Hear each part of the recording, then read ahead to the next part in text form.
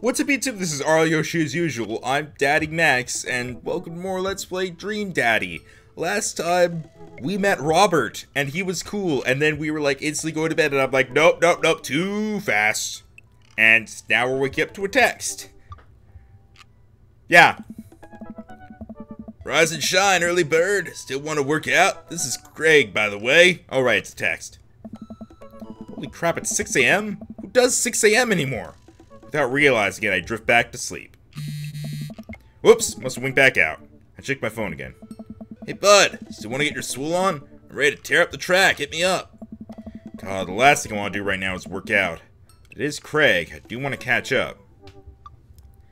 I'll be good. Hey my man, I need a few minutes to wake up, but let's meet in 20? After a few seconds, another text comes in. Sure thing, meet me at the gym. I stretch my bones creak. I need to turn down the vibration intensiveness on my phone.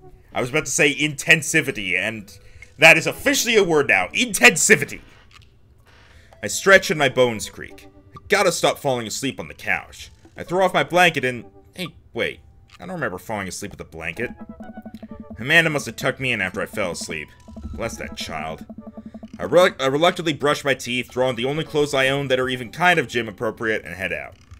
Please tell me I'm still in the suit with the kitten shirt. The neighborhood is quiet and serene this early in the morning. Birds chirp, but the grass is still wet with dew. Surprisingly, the gym is pretty crowded. I spot Craig standing out front, stretching. Of course. He spots me and waves enthusiastically. Oh. Hey bro, good morning. Hey, good to see you, man. Do you like my gym clothes? What's that? Oh, that's his phone. I was wondering what that was. Oh, that's actually really cool. I'm definitely not as pumped up as he is.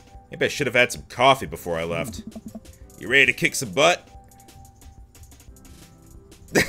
Gotta stay positive, dude. With your help, I am, or H-E-L-P. With your help, I am. Yeah, I think that sounds best. Yeah, with your help, I am. I get the feeling this is gonna be less of me kicking butt and more the gym kicking my butt. But I can handle it with you here. Dude, bro, that means a lot. Nice. We head to the gym and I'm immediately intimidated. All these people look like they could break me in half. And it seems like Craig is friends with all of them? He high-fives and finger guns all the cool jocks in the room. They look like they could, and would, steal my lunch money to spend on protein shakes. Come on, bud, let's warm up. We head over to the treadmills and start walking. Okay, I can walk. Walking's good. This is a decent place to be. Walking. So, I know we are on treadmills. Yes. And those over there are ellipticals. Very good. What is all this other stuff? Craig laughs. They might look a little scary, but I guarantee that all of them serve a specific purpose for building muscle mass. I watch as a dude in a muscle tee flexes a muscle I didn't know existed on a machine I think was used to process grain into flour. What is that? Why's that guy doing that to himself? That's a good question, bro. What do you think he's doing?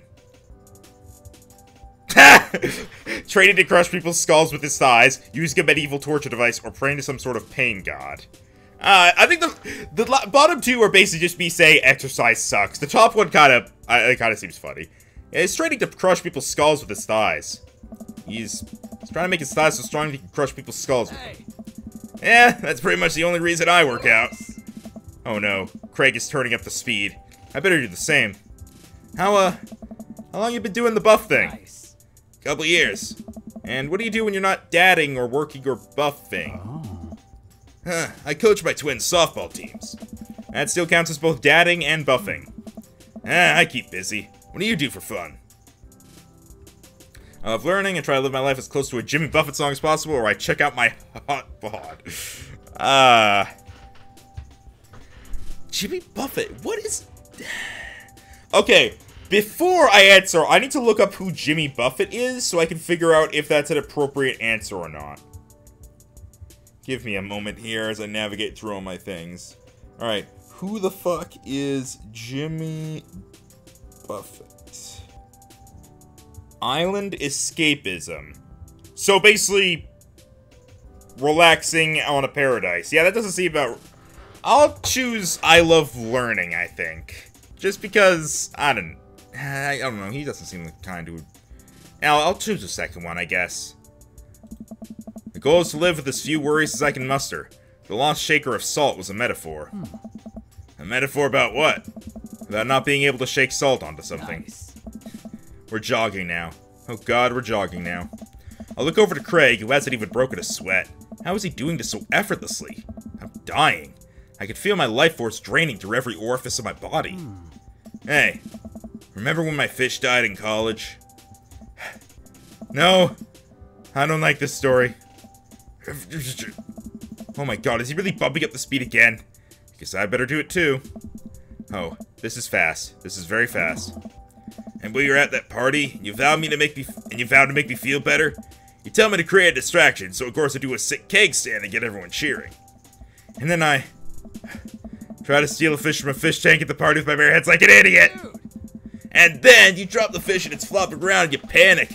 So you run up to me post-keg stand with the dying dirty fish in your hands that you scooped off of the ground, and you're yelling at me that we have to leave. So we're running out of a frat party with a fish and try to give it mouth-to-mouth resuscitation. And we get him home and get him into a bowl of water, but the prognosis was grim. And the next day, he's alive and well. They never did catch the great fish thieves of Grand Ridge U. And they never will. Wait, what? I shoot off the end of the treadmill and crash into the wall. Jesus, that hurts. You can do that? Dude, bro, you okay? Craig offers me a hand and looks me over for injuries. I'm fantastic. I managed to stand up and rub my back. Doesn't hurt now, but I'm sure it will later. I don't know. You don't have to push yourself like that. Always know your limits. Well, I think I might call our gym adventure here. Oh. You sure? Yeah. If I get an option, I want to keep going. Alright, well, here. I brought you this. Craig hands me a shaker bottle full of a thick green liquid. I stare at it with what must be apparent distaste. It's a protein shake, bro. Ah, thank you. He wants me to drink it. Oh boy, here goes. I take a small sip. It's actually delicious. Wow, this is really good. Hey. And good for you. It's my special recipe. I'm pretty proud of it. Let me know if you ever want to work out again. Maybe we can try running around the neighborhood if treadmills aren't your speed. No pun intended, bro. Oh, pun totally intended, Craig. I caught ya! Good one. Well, I'm gonna go put some ice on this everything. I'll see you around.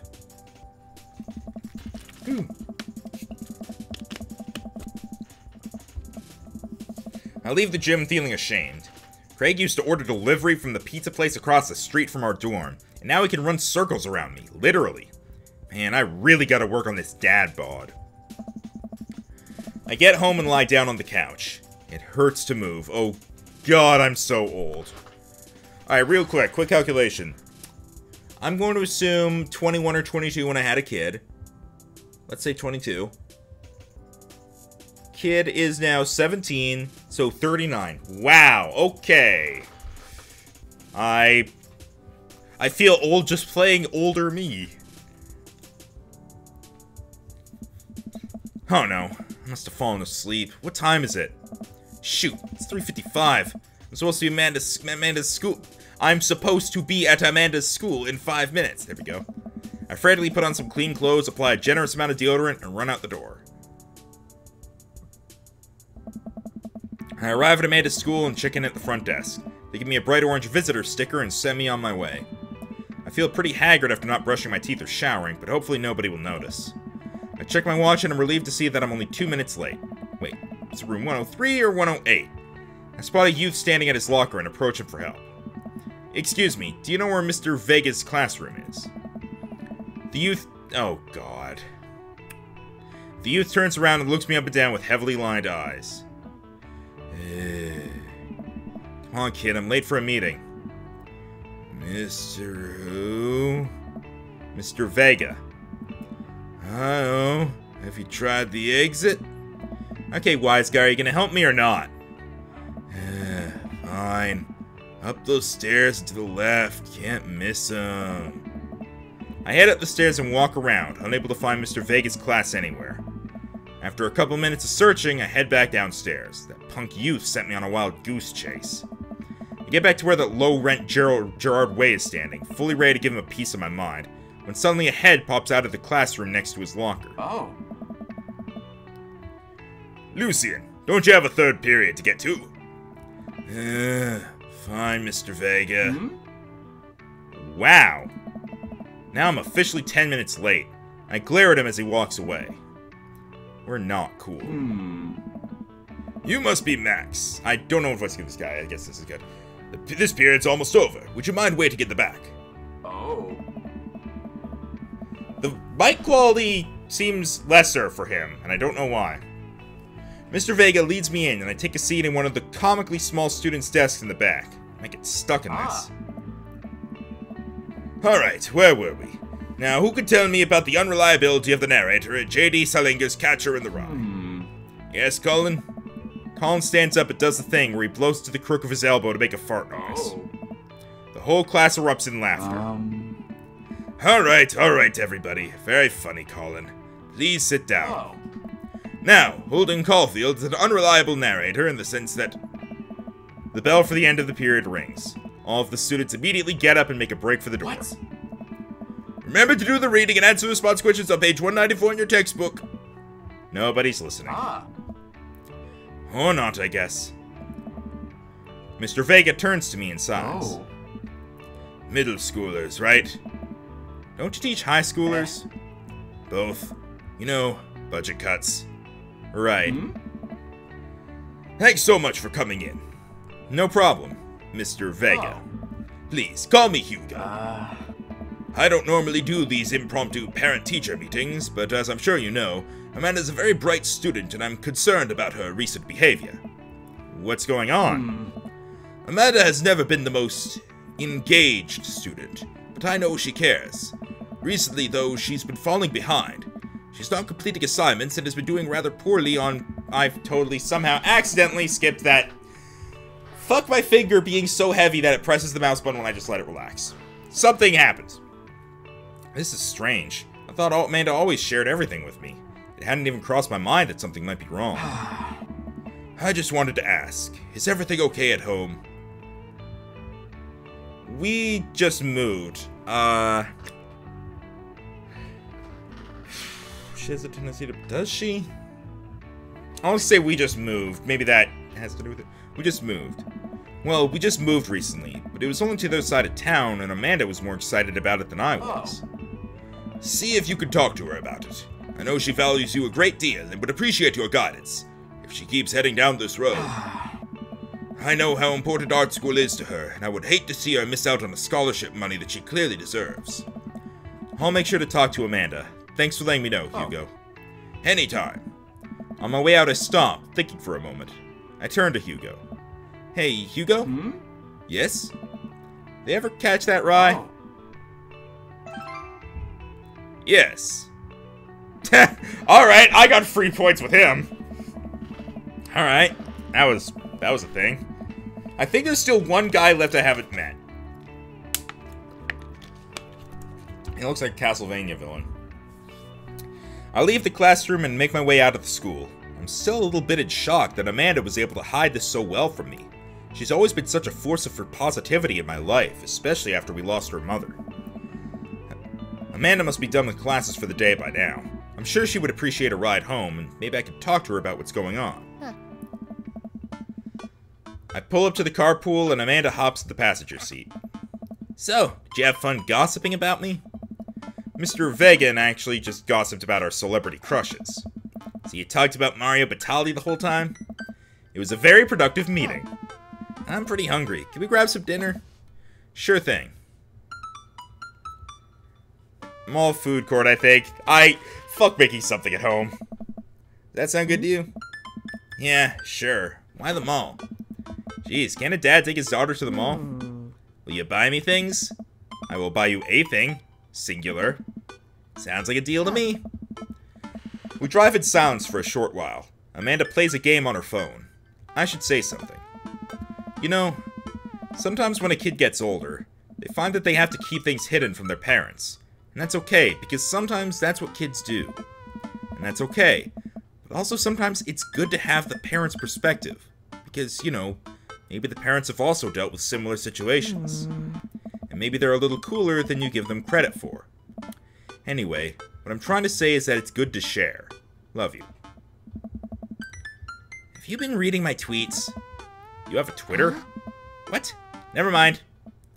Well, look, sweetie. Mr. Vegas said you haven't been participating in class, that you're not turning things in. Oh, is that what he said? Okay. Oh, I'm fine, Pops. Senioritis and all that. I thought you liked Mr. Vegas' class. It's fine. He's fine. We pull up to a stoplight and I eye Amanda. She's still texting. I want you to know that you can talk to me about anything. Uh-huh. I can tell that whatever it is, she doesn't want me knowing about it. That's frustrating.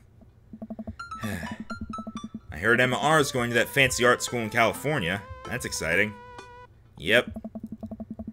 Are you bummed that you guys aren't going to the same school? Yep. Amanda keeps texting. She stifles a laugh. It's so funny. I don't think you'd get it. Okay. Who you texting? Noah. Who's Noah? My friend. Does he go to your school? Yep. Do you like Noah? What? No. Dad. Ugh. I can't believe you would... Ugh. Dad. I mean, geez. Why would you? Ugh. Gross. Sorry, just asking. Dad, he's just my friend. I will say, like, as a guy, it is quite annoying because they don't do this anymore. Like, when I'm growing up, seriously, I exchanged 2 words with a person who was female, and instantly parents just start assuming that I have a crush on them. And it's like, come the fuck on. Guys and girls can be friends. He's my friend. Okay. Jeez. This is going well. Well, good talk. Love you, kiddo. She leans forward and turns up the radio. Guess that conversation is over. To the mall, then. We arrive at the mall, a big indoor shopping center with a couple different floors. It's kind of dead, but that doesn't stop a mall security guard from yelling at a group of loitering teens. Let's eat something disgusting for dinner. Hell yeah. Language, Missy. Heck yeah. Better. We approach the food court and evaluate our options. There's greasy restaurant after greasy restaurant. My heart burns just looking at the menus. Nobody looks happy to be here. What are you in the mood for? Bread dipped in sugar, bread with cheese on it? Or do you just want me to inject some fat directly into your bloodstream? I extend my hand to her. Would you do me the honor of sharing some nachos? She takes my hand with a grin. It would make me the happiest, cheesiest girl alive. We order a giant pile of chips and unnaturally orange cheese from a very unenthusiastic and possibly stoned teenager. We take a seat at a rickety table and dig in. These are bad. These are very bad. But also strangely delicious. We have to eat through the pain. We enjoy the fluorescent, cheesy goodness together until we're all out of nachos. So, something's been bothering me for a while. Can you explain memes to me?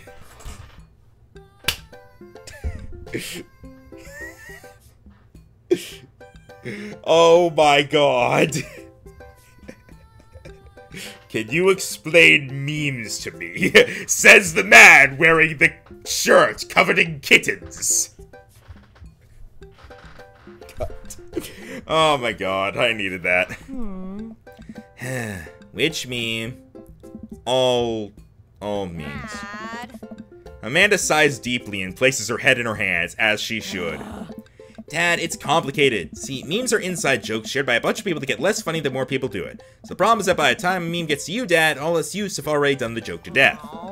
And what's worse than that is that movies and TV and video games will try to jump in on a meme train, but just based on how long it takes to make them, the meme will be long tip by the time it comes out, so it just dates it and isn't funny. Oh shit, what up? Dad, please.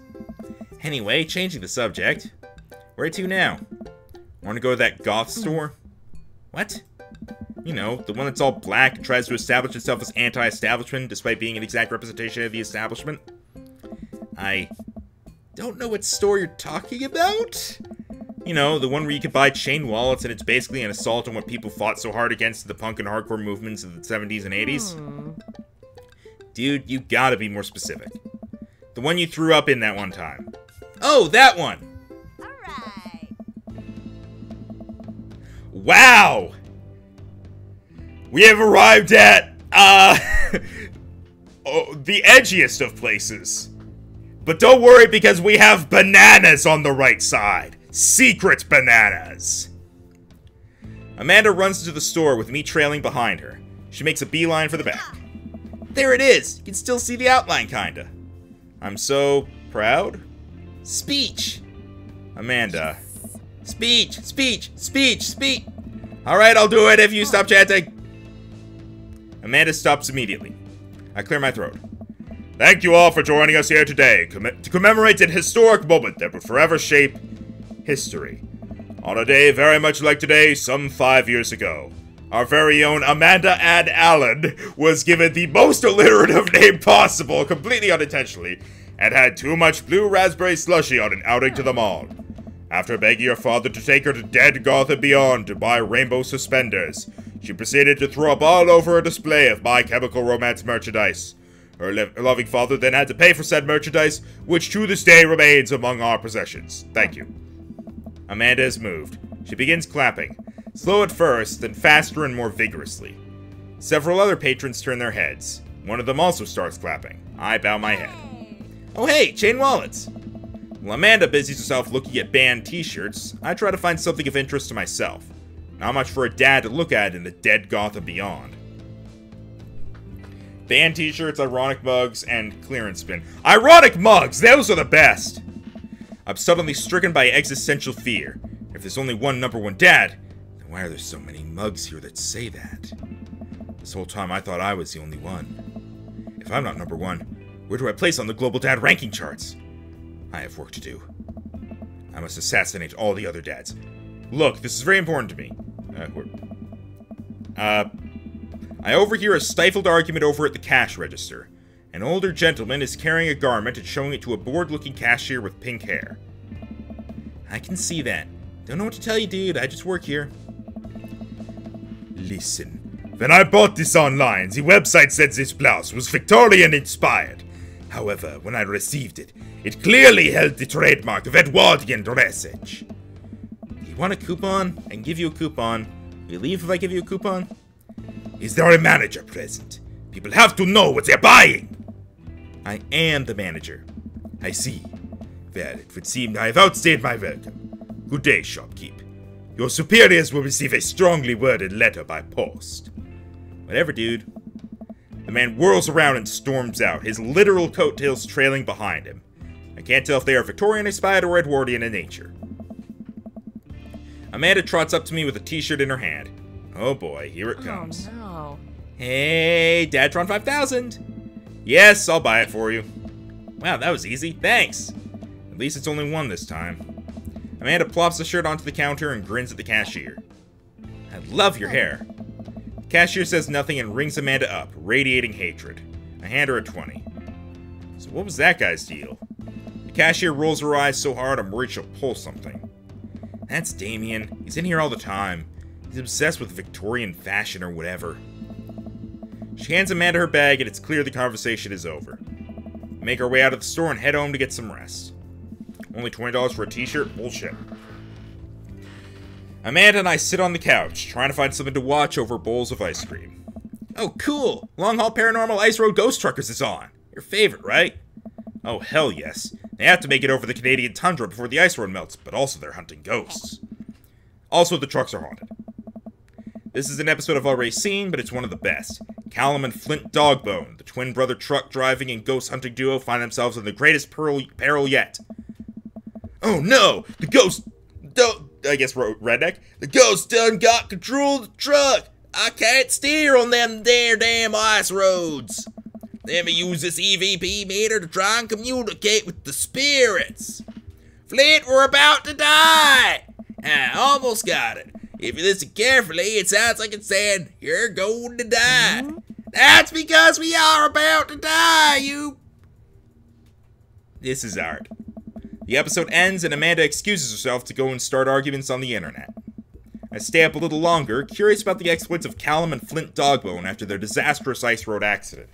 Afterward, I crawl into bed and get a good night's sleep.